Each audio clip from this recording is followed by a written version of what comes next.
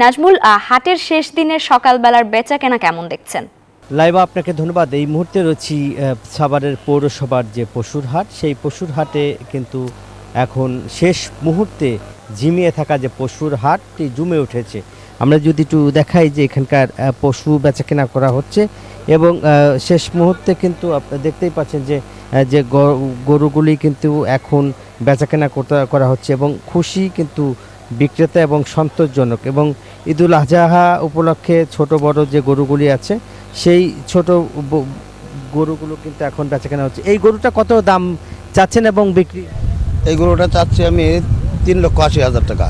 দাম উঠছে কত? দাম 2,80,000 টাকা উঠছে।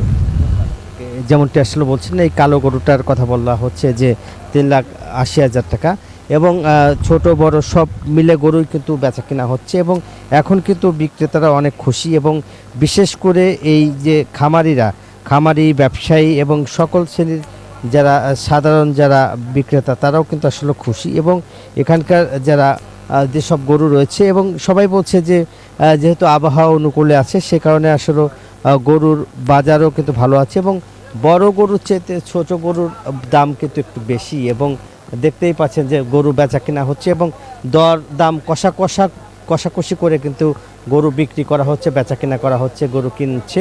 এবং আমরা যদি এখানকার একটু চাচা, গরু কি কিনেছেন? কয়টা কিনছেন? দাম বেশি না কম?